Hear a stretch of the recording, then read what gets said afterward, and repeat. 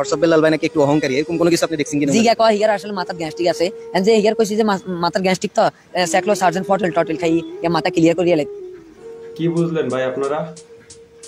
আচ্ছা দাঁড়ান, আর একটা ভিডিও আছে, এটা দেখেন। অনুপ্রেরণা রাখলাম টাউট বিল্লাল ভাই, ইয়ে অরিজিনালি টাউট, ইয়ে জনগণরে মানে ধোকা দিতেছে, বোকায় ধোকা দিতেছে। আপনারা জানেন না ইয়ে ভিডিওর মাধ্যমে যে পরিমাণে কথা কয়, বাস্তবিকের কাছে যাইলে ইয়ের ভিতরে অহংকার ছাড়া কিছু নেই।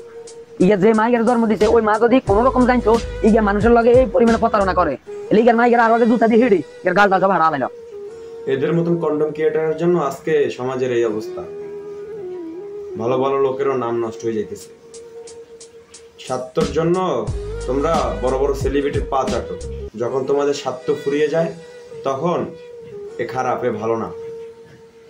এই বেচারা তো তোমার কাছে সরি বলছে, সরি বলে নাই, সরি বললো যে ভাই আমার এলাকায় সমস্যা আছে, এর কারণে আমি এটা বাতিল করবো। আচ্ছা দাঁড়ান, আর একটা ভিডিও আছে, এটা দেখেন। হে বিল্লাল আমার রাত ফোন দিকে ভাই আঙ্গর মাফ করে দিয়েন, আপনারা কোন আবার ফোন। কিন্তু যে তোমরা কি করলা, তাকে নিয়ে কত ট্রোল করলা, কত হাসি মজা করলা, কত পচাইলা, টাউটারও বললা।